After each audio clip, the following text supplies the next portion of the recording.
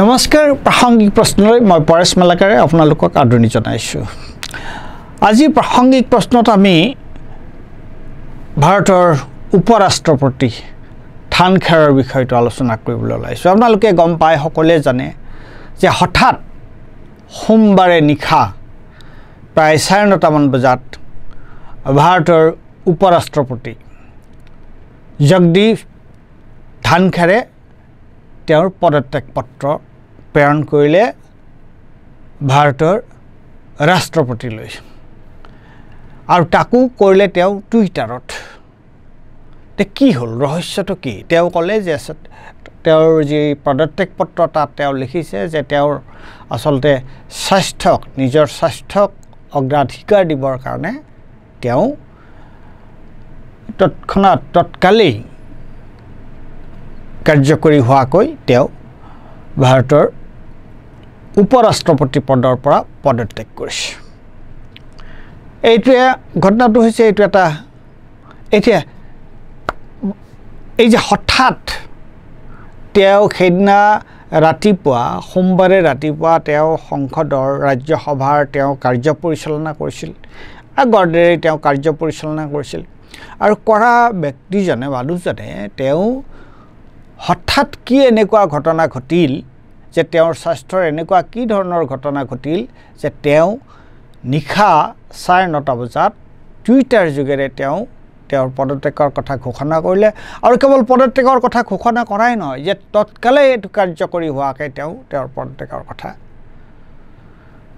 ঘোষণা কৰিছে। তেওঁ সেই মুহূৰ্তৰ পৰাই তেওঁ ভাৰতৰ উপৰাষ্ট্ৰপতি হিচাপে নথকাৰ কথা সিদ্ধান্ত লৈছে। আৰু আচৰিত কথা যে তেওঁ এই ধৰণে নিজৰ পদত্যাগৰ কথা ঘোষণা কৰাৰ পিছতো প্ৰায় 15 ঘণ্টালৈকে ভাৰতৰ প্ৰধানমন্ত্ৰী নৰেন্দ্ৰ মোদীয়ে কিন্তু একো কোৱা নাছিল। 15 ঘণ্টাৰ পিছতহে তেওঁ টুইটাৰত, আপোনালোকে নৰেন্দ্ৰ মোদীৰ টুইটাৰটো, প্ৰথম কথা ধানখেৰৰ যিখন পদত্যাগ পত্ৰ সেইখনো আপোনালোকে দেখিছে, আমি দেখুৱাইছোঁ, ইংৰাজীত লিখিছে। আৰু নৰেন্দ্ৰ মোদীৰ প্ৰায় 15 ঘণ্টাৰ পিছত নৰেন্দ্ৰ মোদীয়ে টুইটাৰত কি কৈছে সেই কথাটো আপোনালোকক দেখুৱাইছোঁ। তেওঁ কৈছে যে ধানখেৰে তেওঁৰ স্বাস্থ্যৰ কেয়াৰ লওক, কিন্তু তেওঁ লগতে এইটো কথা কৈছে যে ধানখেৰে বিভিন্ন কেপাচিটিত বিভিন্ন ধৰণে ভাৰতৰ ৰাষ্ট্ৰপতি সেৱা আগবঢ়োৱাৰ তেওঁ সুবিধা পাইছিল। এতিয়া প্ৰশ্নটো হৈছে, এজন দেশৰ উপৰাষ্ট্ৰপতি এজনে ৰাতিপুৱা তেওঁ গোটেই দিনটো তেওঁ ৰাজ্যসভাৰ কাৰ্য পৰিচালনা কৰিছে, তাৰপিছত হঠাৎ তেওঁ সেইদিনা ৰাতি পদত্যাগ পত্ৰ দিলে, পদত্যাগৰ কথা ঘোষণা কৰিলে, আৰু তাৰ 15 ঘণ্টাৰ পিছতহে ভাৰতৰ প্ৰধানমন্ত্ৰীয়ে তেওঁক এই সন্দৰ্ভত তেওঁৰ টুইটাৰ এটা কৰিছে। সাধাৰণতেতো ইমান ডাঙৰ পদবীত থকা তেওঁ প্ৰথমজন হৈছে যদি ৰাষ্ট্ৰপতি, আৰু দ্বিতীয়গৰাকী হৈছে জগদীপ ধানখেৰ। গতিকে তেনেকুৱা এজন ব্যক্তিৰ পদত্যাগৰ পিছত ইমান সময়লৈকে ভাৰতৰ প্ৰধানমন্ত্ৰী নৰেন্দ্ৰ মোদীয়ে একো নোকোৱাটো সেইটো এটা আচৰিত কথা। কিন্তু প্ৰশ্নটো হৈছে, কি কাৰণে এই উপৰাষ্ট্ৰপতি জগদীপ ধানখেৰে কি কাৰণে পদত্যাগ কৰিলে? এইটোক লৈ জল্পনা কল্পনা চলি আছে। এইটো কিন্তু এতিয়ালৈকে কোনেও শতাংকৈ একো এটা কথা ক'ব পৰা নাই, আৰু ৰহস্যৰ আৱৰ্তটো বাঢ়ি গৈ আছে। এতিয়া আমি চাওঁ যে ধানখেৰ এই ব্যক্তিজন তেওঁ কোন আছিল? তেওঁ ভাৰতৰ উপৰাষ্ট্ৰপতি নিৰ্বাচিত হোৱাৰ আগলৈকে তেওঁ আছিল পশ্চিমবংগৰ ৰাজ্যপাল। 2019 চনৰ পৰা 2022 চনলৈ তেওঁ পশ্চিমবংগৰ ৰাজ্যপাল আছিল। আৰু পশ্চিমবংগৰ ৰাজ্যপাল থকা সময়ত তেওঁ প্ৰায়ে আমি দেখিছিলোঁ যে মমতা বেনাৰ্জী মুখ্যমন্ত্ৰী মমতা বেনাৰ্জীৰ লগত চৰকাৰৰ লগত তেওঁৰ সংঘাত আৰু চৰকাৰক তেওঁ মমতা বেনাৰ্জীক নাকনি কাননি কৰি মাৰিছিল সকলো কথাতে বিৰোধিতা কৰা সেইটো আমি দেখা পাইছিলোঁ আৰু ধানখাৰ আচলতে তেওঁ কিন্তু বিজেপি তেওঁ আদিতে বিজেপিৰ মানুহ নহয় তেওঁ আচলতে তেওঁ কেইবাটাও পাৰ্টিৰ লগত কেইবাটাও ৰাজনৈতিক দলৰ লগত তেওঁৰ সম্পৰ্ক আছে প্ৰথমতে তেওঁ কংগ্ৰেছৰ লগত তেওঁৰ সম্পৰ্ক আছিল তেওঁ জনতা দলৰ লগত তেওঁৰ সম্পৰ্ক আছিল আৰু 2003হে তেওঁ ভাৰতীয় জনতা পাৰ্টিত যোগদান কৰিছিল আৰু কিন্তু তেওঁ এজন খুব ভাল উকিল আছিল অধিবক্তা আছিল আৰু তেওঁ কনষ্টিটিউশ্যনেল যিবোৰ কেছ সেই ধৰণৰ কেছ তেওঁ কৰিছিল উচ্চতম ন্যায়ালয়ত তাৰপিছত তেওঁ যেতিয়া পশ্চিমবংগৰ ভাৰতীয় জনতা পাৰ্টিত তেওঁ যোগদান কৰিলে 2003 তাৰপিছত তেওঁ পশ্চিমবংগ চৰকাৰৰ লগত পশ্চিমবংগৰ তেওঁ গভৰ্ণৰ হ'ল 2019 আৰু 22লৈকে তেওঁ তাত থাকিল আৰু এই গোটেই সময়ছোৱাত আমি কি দেখা পালোঁ যে যেতিয়া তেওঁ প্ৰথম কথা পশ্চিমবংগৰ গভৰ্ণৰ হৈ থকা সময়ত তেওঁ সকলো সময়তে চৰকাৰৰ বিৰোধিতা তাৰপিছত ৰাজ্য উপৰাষ্ট্ৰপতি হৈ থাকোঁতে আমি দেখা পালোঁ যে তেওঁ বিৰোধী সদস্যসকলে ৰাজ্যসভাৰ তেওঁ ভাৰতৰ উপৰাষ্ট্ৰপতি আৰু ৰাজ্যসভাৰ তেওঁ অধ্যক্ষ এইটো নিয়মেই আৰু যিজন উপৰাষ্ট্ৰপতি হয় তেওঁ ৰাজ্যসভাৰ অধ্যক্ষ হয় আৰু সেই সময়ত আমি তেওঁক দেখা পালোঁ যে তেওঁ অত্যন্ত পক্ষপাতিত্বমূলক তেওঁৰ ভূমিকা আজি জয়ৰাম ৰমেশে কৈছে তেওঁৰ প্ৰতি তেওঁ পদত্যাগৰ পিছত জয়ৰাম ৰমেশে তেওঁৰ সম্পৰ্কে বৰ ভাল কথা কৈছে কিন্তু বিৰোধী পক্ষৰ সদস্যসকলক ৰাজ্যসভাত তেওঁ কথা ক'বলৈ দিয়া নাছিল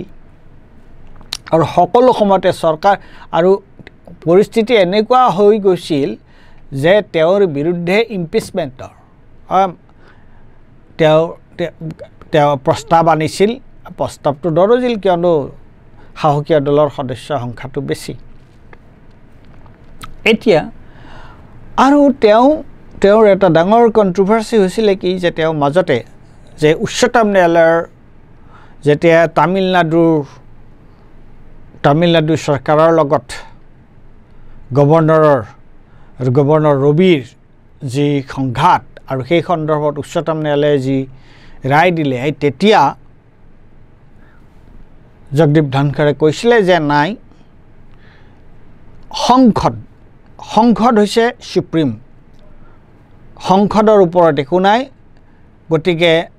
উচ্চতম ন্যায়ালয়েও সংসদত লোৱা সিদ্ধান্ত তেওঁলোকে অভাৰ ৰুল কৰিব নোৱাৰে তেতিয়া সেই সময়ৰ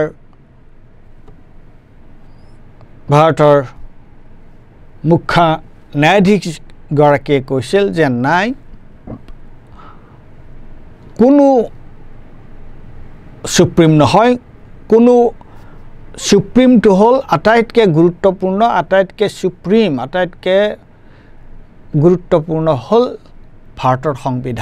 সংবিধানৰ ওপৰত একো নাই তেনেকুৱা ধৰণৰ কণ্ট্ৰভাৰ্চি হৈছিল আৰু আমি দেখিছোঁ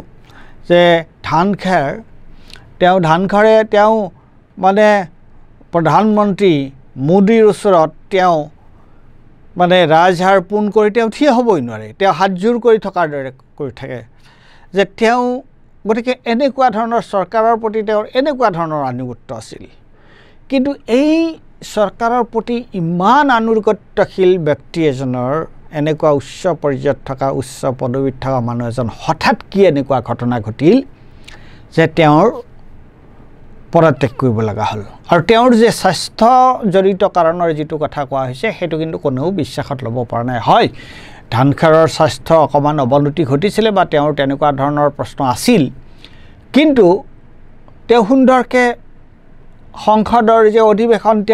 তেওঁ ধুনীয়াকৈ চলাই আছিল আৰু সেইদিনা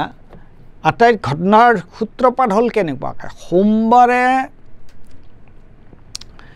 12:30 বজাত সংসদৰ ৰাজ্যসভাৰ বিজনেছ এডভাইজৰী কমিটিৰ সভা এখন আছিলে গুৰুত্বপূৰ্ণ সভা আৰু সেই সভাখন বিজনেছ এডভাইজৰী কমিটিৰ সভা উপৰাষ্ট্ৰপতিৰ চেম্বাৰত হয়, অধ্যক্ষৰ চেম্বাৰ, ৰাজ্যসভাৰ অধ্যক্ষৰ চেম্বাৰ। আৰু সেই সভাখনত বিৰোধী দলৰ সদস্যসকলৰ লগতে চৰকাৰৰ সদস্যসকল, আৰু চৰকাৰৰ সদস্য মানে যে ৰাজ্যসভাত চৰকাৰৰ যে দলপতি নেতা আছিল নড্ডা, এই নড্ডা আছিল এতিয়া যিটো ভাৰতীয় জনতা পাৰ্টিৰ সভাপতি, আৰু সংসদীয় পৰিক্ৰমা বিভাগৰ সংসদীয় পৰিক্ৰমা দপ্তৰৰ মন্ত্ৰী কিৰণ ৰিজিজু, এই দুইজন তাত সেই সভাত আছিল, যিখন সভা 12:30 হৈছিল। আৰু সেই সভা তেতিয়া স্থগিত ৰাখি সিদ্ধান্ত লোৱা হৈছিল যে তেওঁলোক আকৌ 4:30 বজাত, সোমবাৰে 4:30 বজাত তেওঁলোকে আকৌ লগ লাগিব। কিন্তু সোমবাৰে যেতিয়া 4:30 বজাত মিটিংখন হ'ল, তেতিয়া কিন্তু নড্ডা আৰু কিৰণ ৰিজিজু, ৰাজ্যসভাৰ নেতা নড্ডা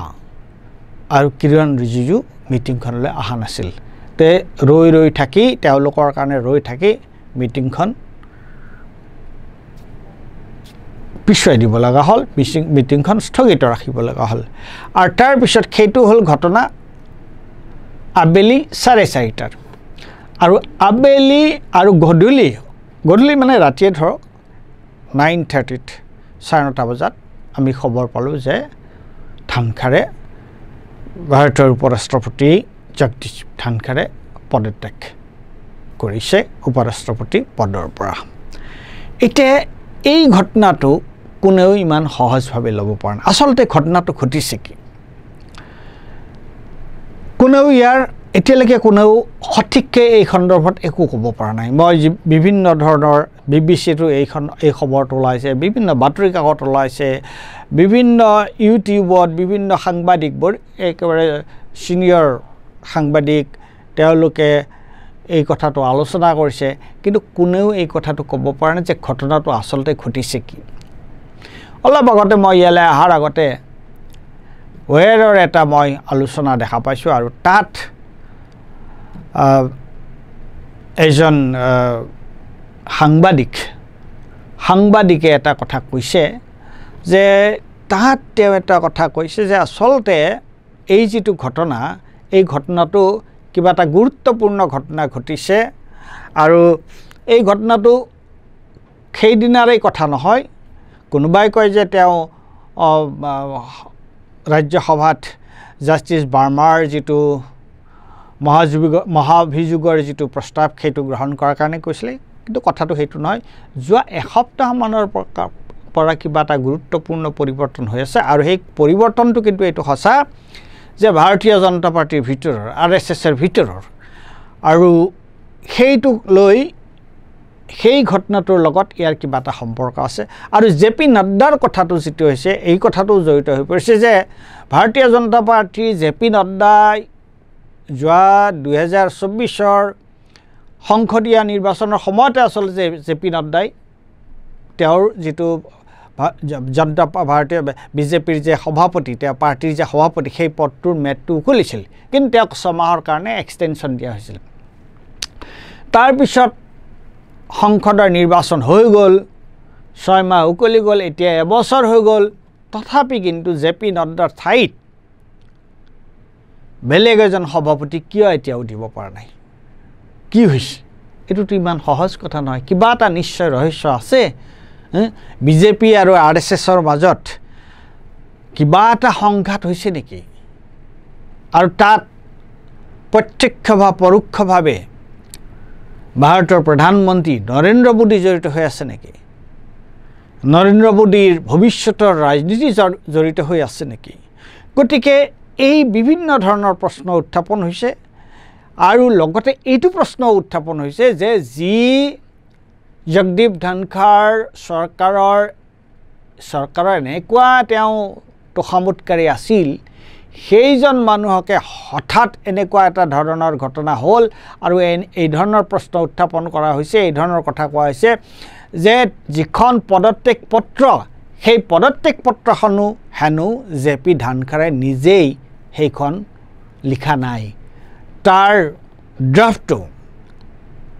বেলেগে কৰি দিছে চৰকাৰে কৰি দিছে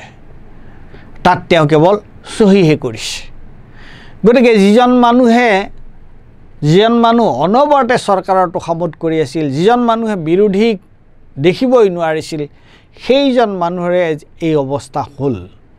সেই প্ৰশ্নটো মানুহে এতিয়া কৰিছে যে তুমি যদি সাংবিধানিক যিটো পদত আছা সেই সাংবিধানিক পদৰ মৰ্যাদা অক্ষুণ্ণ নাৰাখা আৰু কেৱল সাহসীয় দলটোৰ সাহসীয় দলটোক তোষামোদ কৰা তেতিয়াহ'লে তোমাৰ দৰে মানুহটোৰে সাহসীয় দলটোৱে আজি তোমাক নালাগে বুলি ভাবিলে আৰু তোমাক লগে লগে আঁতৰাই দিলে গতিকে বিভিন্ন ধৰণৰ প্ৰশ্ন উত্থাপন হৈছে আৰু এটা কথা নিশ্চিত যে কেৱল উপৰাষ্ট্ৰপতিজনৰ স্বাস্থ্যজনিত কাৰণতে তেওঁ তেনেকুৱাকৈ হঠাৎ তৎক্ষণাৎ তেওঁ তেনেকুৱাকৈ পদত্যাগ কৰা নাই তাৰ লগত নিশ্চয় অন্য গুৰুত্বপূৰ্ণ বিষয় জড়িত হৈ আছে আৰু আমি নিশ্চয় গম পাম যে আহিব ধৰা সময়ত আগন্তুক সময়ত আমি গম পাম যে আচলতে কিয় এই ধৰণৰ ঘটনাটো হৈছে হয়তো আৰু ধানকাৰ মানুহজনো তেওঁ বৰ পিকুলিয়াৰ ধৰণৰ মানুহ তেওঁ নিজেও হয়তো ক'ব পাৰি যে কি কাৰণে এই ধৰণৰ ঘটনা এটা ঘটিছে গতিকে যিয়ে নহওক এই যিটো ৰহস্য মই ভাবোঁ যে এই ৰহস্যটো এদিন নহয় এদিন এই ৰহস্য ফাদিল হ'ব কিন্তু এতিয়ালৈকে এইটো ৰহস্যৰ আৱৰ্তৰ ভিতৰতে আছে আৰু কোনো ৰাজনৈতিক দলে ৰাজনৈতিক পৰ্যালোচকে বা সাংবাদিকে এই সন্দৰ্ভত কিন্তু কোনো এটা কথা খাটাংকৈ ক'ব পৰা নাই কিন্তু ৰহস্যৰ যিটো আৱৰ্তৰ এইটো কিন্তু ঘন হৈ গৈ আছে ধন্যবাদ